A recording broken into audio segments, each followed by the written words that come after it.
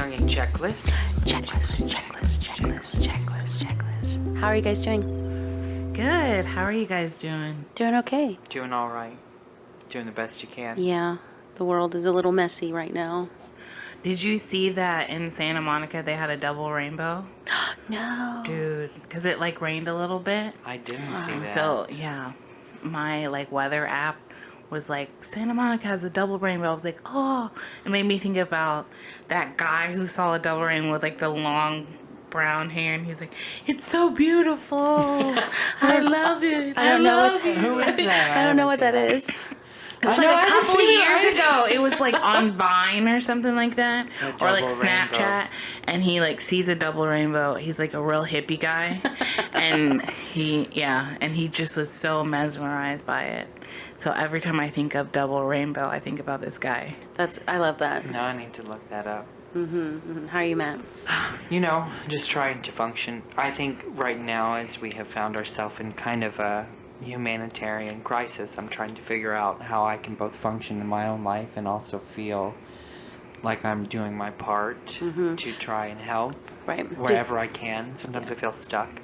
Did you know? see that Mila Kunis and Ashton Kutcher are matching up to $3 million? They're going to put $3 million in to this one GoFundMe for Ukrainian relief effort, because she's Ukrainian. She came here in 91, I believe, as a refugee from Ukraine. Really? Yeah. Look who's Yeah. doing- I had no idea about that. Yeah. I never knew she was Ukrainian. Well, I knew that she was. I thought she was Russian because she speaks Russian. But it's kind of like when you are like, if you're from the north and you're from the south, you speak the same language but in a different way. I knew she was like different Eastern dialect. European. I knew she was Eastern European, I didn't yeah. think she was Russian. I knew she was like Ukrainian or something like that. Yeah, because but- I knew that like they had escaped some Soviet. Her family had escaped some Soviet place, but I didn't know it was Ukraine. Right. But yeah, How are you guys both feeling about what's going on? I mean, it's heavy. It's heavy, and I mean, personally, like I've tried to just share as much as I can because I'm not necessarily in the best position to be able to donate money. There's been a lot of rallies and protests out here on Hollywood Boulevard, and there's been a lot of just like in solidarity with people, and I think that's a good place to be. That's a good place to start if you can't financially give. But I mean, when I get paid again, I'm gonna try to give, just even if it's $5, I'm gonna give something to one of these GoFundMes. But I'm like disgusted. I just am disgusted that the world isn't doing more. Like the world leaders aren't doing more, because this wasn't like Christian. You said earlier that this is that. Well, I knew this too, but you mentioned it, that they were talking about this being like a special military training operation, and now these like, because the people involved in it are the innocent people. The people at the top are going to get away. Exactly. They have nothing to lose. No, you and know? I mean, Putin just continues to show that he's just a dictator, and that that the democracy in Russia is non-existent. I saw something when I was watching the news. It was a lady who was reporting on the situation, and she said you cannot think of it as a democracy that is failing over there in Russia and the Ukraine. She said it's an authoritarianism Yes. that is winning. And it's oligarchs that control the government too. Yep, and I saw that thing where they're trying to say, well, they are going to go and reacquire the ill-gotten things that the oligarchs, I guess, am I saying that correctly? Basically, they were saying they were going to go back and reacquire those things that the oligarchs had gotten with, I guess, ill-received funds or what they had stolen. And somebody today told me that I think Putin is a trillionaire. Wouldn't surprise me. He has like $1 trillion in his account. Wouldn't surprise me. I mean, he's an ex-KGB guy, so, you know, it doesn't surprise me. Nobody should be a trillionaire, though. What's the point? Yeah. Oh my gosh. So I was listening to a podcast today. I listen to Susie Orman a lot. And, you know, she was talking about how she and her wife are very, very wealthy, and that they're not ashamed about it. They're not unhappy about it. And I don't think there's anything wrong with being wealthy, if you've worked for it, if you've earned it, if you've acquired it in a proper way, and they were like, yeah, we're not going to leave anything we're going to leave very little to our family members. Most everything else is going to, the majority of our wealth is going to our charities, and we're fine with that, and we're happy with that. And I get it, but also, like, I'm of the mind that, like, I have worked hard and I want to keep the money I have for my life, but I also want to make sure that the people that I love are taken care of after. I know that, like, she talks about that, and I know, like, Steve Harvey also talks about that. They're only leaving, like, 10 to 15% of their wealth Yeah, but when your to wealth is their that kids. much, whew. So, like, I think Steve Harvey is, like, maximum, he's only going to leave his kids, like, $50,000. But I think the reason why they're doing that is because they want their kids to work. Because if you look at, like, Bill Gates and Melinda Gates, Oh, yeah. they are not leaving their kids are going to be well off, but they're not leaving their money. I think most of their money is going to the Bill and Melinda Gates Foundation. Right. To, like, foundations and for, like, people to have a leg up. I kind of like that, because what happens sometimes is, like, when you get generational wealth, then not all children, but there are some people who will just live off of that money and not really work and not live up to their potential. And then then you're not contributing to society in a way. But then there becomes a disparagement of wealth. And so I'm seeing a lot of people who are being more altruistic with their money, and, like, giving people who don't have the opportunity, giving them that leg up, because, like, to be financially stable is a huge leg up to be able to, like, do well. Of course it is, because then you're not held back by anything, you know? I think the thing that holds most people back from pursuing anything is money. Absolutely.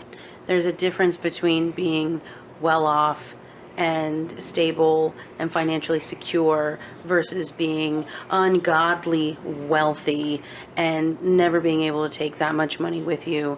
And then it's a disgusting amount of money, like, going back to what you were saying about Putin. It all comes back full circle, but yeah, I mean, he's grossly wealthy for nothing. Yeah, exactly. And, you know, I was thinking about it as well. Like, how has he been the leader for so long? Because I saw snippets of him with, like, Bush, and we've had, like, Bush, we've had Obama. Are you familiar with the history of the dissolution of the Soviet Union?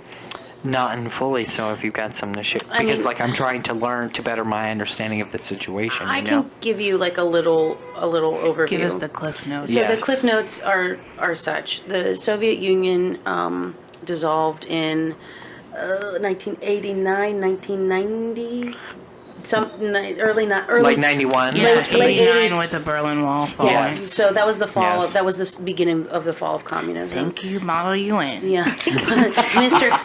Gorbachev, tear down that wall. Yes. So the Soviet Union started to fall. It started to dissolve. All these little countries that had been absorbed by Russia start to become their own. So that's why you have, like, Slovakia, Slovenia, Kazakhstan. All these countries still existed and were still their own countries. All these Slavic nations, they were still their own countries, like, within the Soviet Union, but they finally got to be independent again. But for some reason, well, this is going a little fast forward. I won't fast forward into the Ukraine thing yet, but Russia has, like, decided to become a democracy, but they're not really a democracy because they don't have limits on how long their president can be in charge. Right. Putin has taken out in ways, all of the ways, his opponents. The elections have been rigged in his favor, and he's basically made it A dictatorship. a dictatorship. Right. And when you say rigged in his favor, what do you It's corrupt. The government is corrupt. and people that run against him, a lot of times he will run unopposed because people are afraid of what will happen to them. Family members go missing, things happen.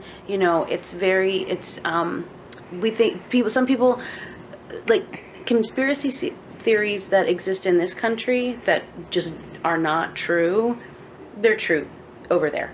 Like certain things, like my family member is going to go missing because they said something bad about whoever, and it's true. Well, I know that I've seen where they're arresting the protesters in Russia. Yes. That are not for this war. Mm-hmm. And literally, someone had said to me, those people are going to go missing. Yes. And I really thought about that, and I was like, how is this possible? They don't have those, I guess, the perks that we do with like freedom of speech. But even then, how can we say we have freedom of speech if you say anything in adverse to what is the norm? You can be ostracized, you can be canceled, because we live in cancel culture. Yeah, even if it's wrong. But we, like the United States, we all know has a lot of problems. Yes. But we have so many privileges, that being like one of the biggest things. I agree. Like, for the most part, you can say whatever you want to say about the government and not have like massive repercussions for it.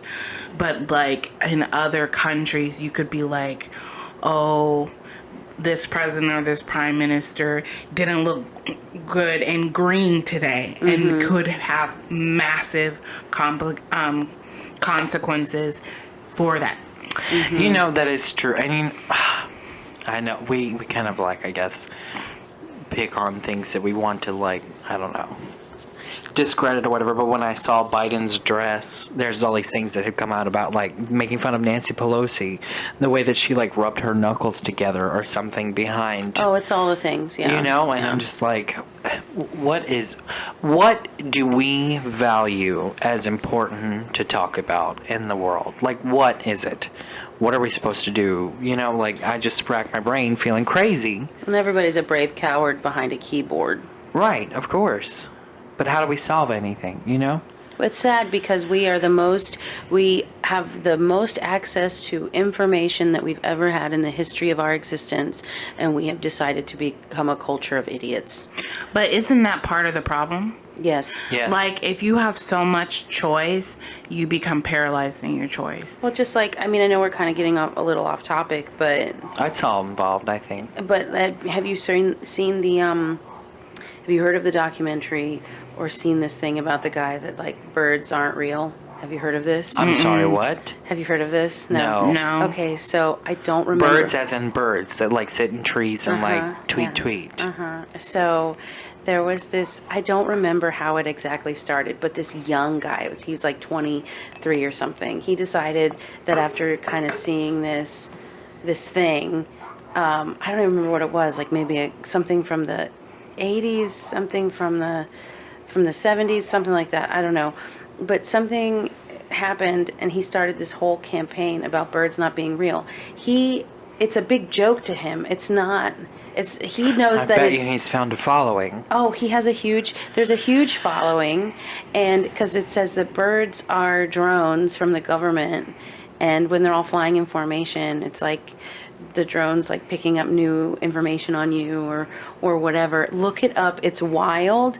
But the guy, he talked to NPR not too long ago, and he's, like I said, he's a young guy, and but his organization has like shown up to like protest, like to support Black Lives Matter. His group has shown up to support abortion rights. His group has shown up to like support all these things that his conspiracy theory, like some of the conspiracy theory people thought that group would be against, and he's found like a good group of people, but it's ridiculous.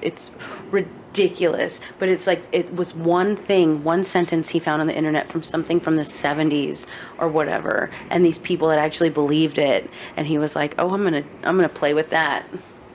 Birds aren't real. This is why nothing can be taken seriously, though.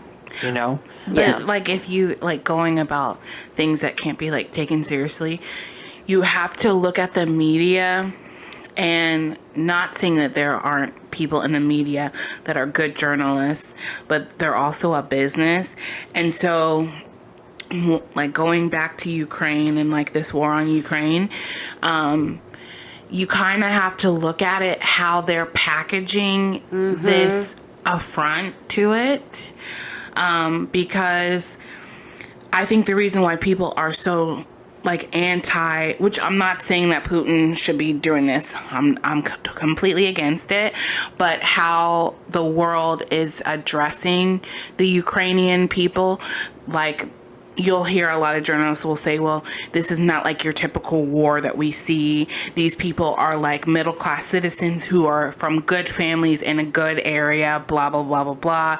And it's a lot of things that could be whistleblown.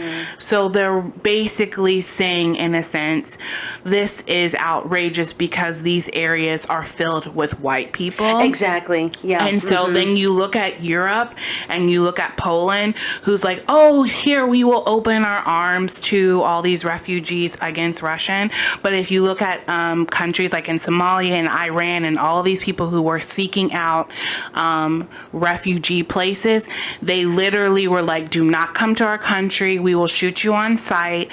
All this kind of stuff. The media is not showing how the massive racism that's going over in Europe, how like black people, black and brown people are literally being ripped off of trains and buses and being blocked from leaving these areas because they don't fit the mold. And a lot of those people, people of color are actually studying like medicine and studying like I saw engineering that today, and all actually. this stuff. But in regardless Ukraine, of if you Right. are, Absolutely. regardless of if you are what they considered like the good person of color, like you are important.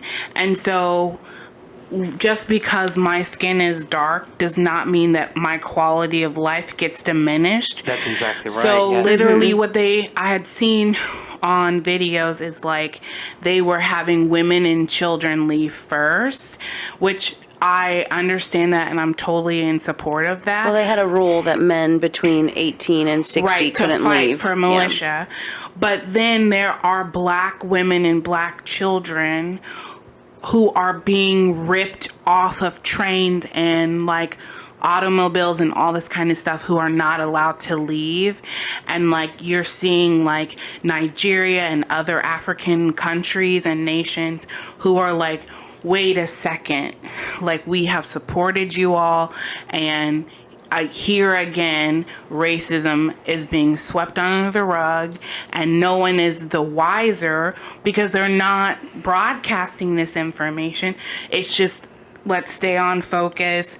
Russia's bad, which we do know that Russia's bad, and poor little Ukraine is being beat up by big Russia. But we have to also talk about, yes, that is bad, but also Ukraine is systematically being racist to a whole bunch of black and brown people that the world deems them as less than. Honestly, like, you're completely correct. And what I'll say about what the media has presented, I've been watching ABC News on Hulu. They have a constant stream, and usually it's like the same thing over and over again because I don't know any other news outlet to go to. And I have seen, not to the extent of what you're saying, but I have seen where they have been interviewing people of color, and they're saying how they feel that they're being discriminated against because they're waiting for trains for 3 days, 4 days, you know, before everybody else, all women and children of the white race, are being allowed to leave, you know. This is just a very tragic, it's like, it is. When they say humanitarian crisis on the news, it's an understatement. There are so many levels to this. They're sugarcoating it's a war. Exactly. And I don't think we're being told the truth completely. I also think they're not being told the truth. I think we're just trying. It's like a distraction. They're giving us enough to know, to say that we know without truly knowing. Also, I will say that do you listen to NPR also?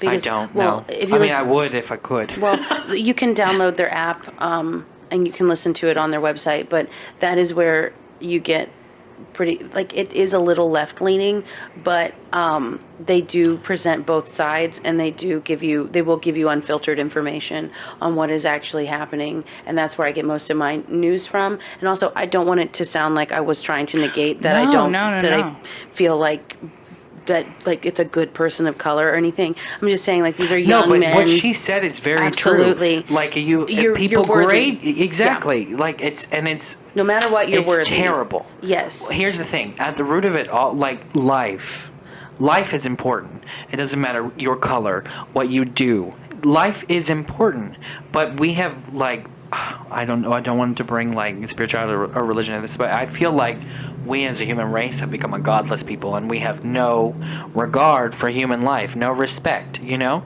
it's like money is what our thing, and so it really bothers me. It bothers me because it's like, why does anyone look at anybody different than them, regardless of how they look, what they do? Why do they think it's okay that they're entitled to some things when other people are not? Like, we cannot be like this. We cannot be like this. Yeah, and it makes me sick that, you know, these people also, like, it makes me sick. Just the whole thing just disgusts me. It makes me angry. But it also, like, if you think about it, it's like the same. This is like the same kind of shit that happens with Israel and Palestine. The way that it's presented to the world. Oh, well, this is just a way of life now. To understand this war that's been going on, like, between Israel and Palestine, like, it goes back to antiquity, and we don't have enough time for that. But when they rebuilt Israel, like, the world powers rebuilt it because of, like, religious and political things. So the last couple of years, I love me politics, so this is my jam. So they rebuilt Israel, like, because, you know, like, in religious things, like, Israel needs to be rebuilt, and it's like basically the city of God, like the country of God. So, like, a couple of years ago, literally, so they're always fighting about land, and there are a whole bunch of Israel refugees. Like, Israel decided that they were going to take back this Palestinian land, and they were like, if you're a refugee, you are entitled to land in Palestine. So people were literally, with the Israeli government, were banging on Palestinians' homes and were like, this property is being seized by this new family, you must vacate the property.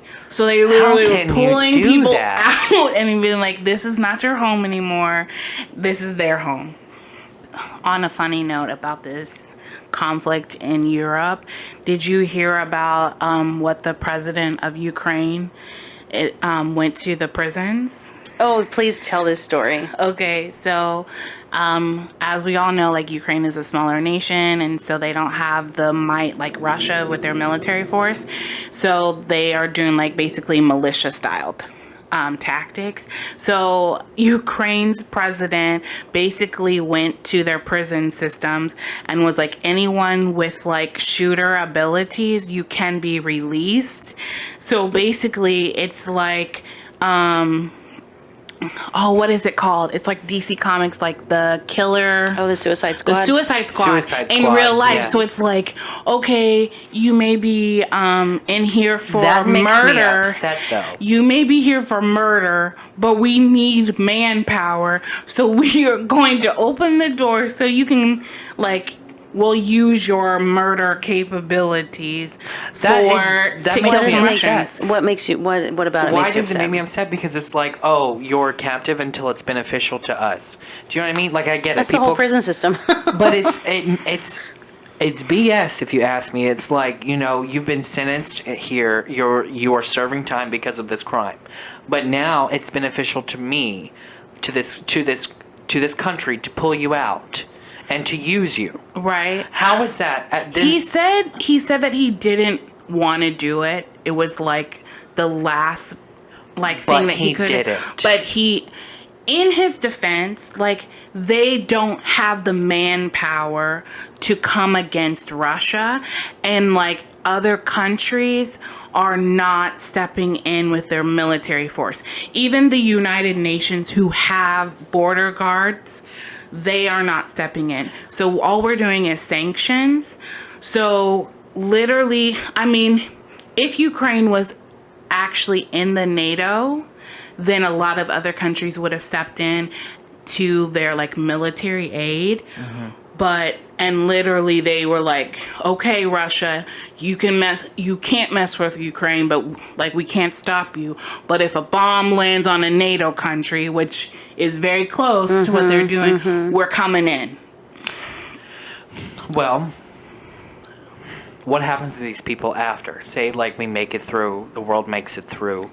These people have given their time and their services to help fight for Ukraine. What happens to them after? Do they immediately go back into the prison system? They probably do. How is that fair? It's not, I'm not saying that it's the best situation, but when your hands are tied, what do you do? And also, these are probably people that are also, even though they've committed a crime, they probably are very proud to be Ukrainian. They're probably very proud of to be where they're from. So they probably are okay with going and fighting. The amount of courage and the amount of pride that I've seen from the people of Ukraine is insane. It's wonderful, but it also is like goes to what you said. It's not fair. It's not right. But also, they're probably going to get time knocked off their sentences. Right, but they're gonna be sitting. So like they're in prison, right? Bombs are going off. They're gonna die, and so like they're not going to be released. So what would you rather have? Like them just sitting there doing their time and die, and dying, or like having some chance of survival to protect them and the people in the prison systems? It's a catch-22.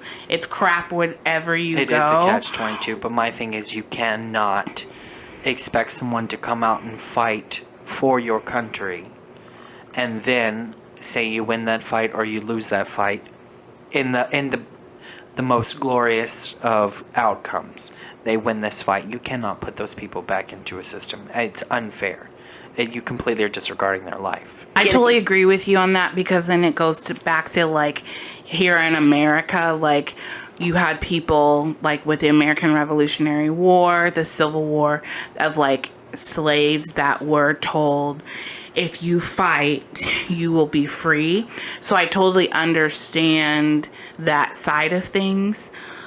Just based on what I've heard from the president of Ukraine, I think that he is to be level-headed. I don't think that he's doing it like, let me use your body and then it's done, but only time will tell. Right. Only time will tell, I guess. And also, we don't know exactly what their laws are about people in the prison system there. So, I mean, that's another thing. That is fair, but regardless, it's like, why are we going to use people when it's beneficial? Why are you going to give them life, ask for them to fight for life, and then when they're done fighting for that life, take theirs away and put them back? I think that's highly unfair. I don't know what I would do in that situation. I do think that I would rather be told, you can either sit here and wait for a bomb to be dropped on you and die, or we can give you a gun for you to kill these people that are coming and invading our country and trying to take it. What would you rather have? I mean, I would take a gun, and I would rather die fighting than die sitting in a cell with the world crumbling around me. I totally agree. Like you're because you're focused on the after. If they live, which a lot of them will probably not. That's such a sad statement to make. Oh my gosh, they live. yeah. And also, I don't know what I would do. I don't know what I would feel. But I did see this the other day. There's a lot of Russian soldiers that are really disenfranchised and really disheartened because they were told, like we said earlier, that they were going like a special training mission type thing, and then they're being given all these orders to bomb all these places, and they're bombing civilian places. They also bombed like a nuclear plant the other day, and that's super, super dangerous for many reasons, obviously. And then also that the Russian soldiers are very upset because they're not retrieving their comrades' bodies. They're not picking up the Russian soldiers that are dead. They're not taking them. And I saw a picture of some Russian soldiers that had died the other day, and the tanks just going right by, and the other troops alive still going by, and they're like, this is disgusting because this is not what we were told, and this is such a breach of our beliefs, because you don't leave people behind like that. And these are kids. These are like mostly young men, young kids who are somebody's brother, son, Of course. father, and that's the worst part. The worst part is the human aspect of all this. It's like a humanitarian crisis And it's without so the humanity. It's so It's very emotionally difficult. heavy. All Oh, of it. absolutely. I always feel bad for, like, I myself I'm a very anti-war type of person. Same, yeah. Me too. But I do respect the people who put their life on the line. Me too. And that's such a hard thing because usually the people who are actually putting their life on the line get treated the worst. Yes. And they literally are sacrificing their bodies for freedom or for the look of freedom. And these are countries that are very close. So, like, people are literally having to, like, kill people that they know or, like, their neighbors. And, like, the amount of, like, trauma that has to do on your brain, on your body. Mm-hmm. I don't know what to say to that. Like, I mean, I feel like there's so many layers to this. Yeah. And It's a lot. It's heavy. But we're all just trying to put the pieces together at this moment and figure out what's the best. No one knows what the best is. It's just a lot to handle. it's very emotionally heavy. It's very weighted, and I think that you have to try to take care of yourself in all of this too. Even though you're not directly involved in it, you are, because you're another human being trying to live in this world. And I think that you still have to just remember to really take care of yourself and practice self-care and practice not doom scrolling and drowning yourself in the news and what is going on. You have to take charge and take control of things that you are absolutely able to control in your own life. And if you can, donate to verifiable places to give aid, protest, be in solidarity with the people. The people of Ukraine are seeing it. They do know that so many people are with them. That's good. There always needs to be a balance. And stay educated. Like, understand your bias and, like, try to look for something that's well-rounded so you understand, so you can be part of the conversation. Yeah. And I guess I would say stay hopeful. Stay hopeful that you make it through. Hope has been the thing that's carried me through everything trivial or big in my life, and it's been important for me. And I just hope that people out there have hope to continue through. Yeah. That's good. That's good. I think maybe we can wrap it up there. Let's Yeah, wrap up this that's- episode Yeah. for tonight. Thanks for listening, guys. It's Thank a little you for heavy, listening. but we appreciate. We got to get it out. You got to get it out. Keep You it gotta- 100 on this podcast. That's Exactly. right. Thank you for listening, for those of you who have. And continue on with our next. See you next week. On Yeah. Young and Checkless, checkless, checkless, checkless, checkless, checkless.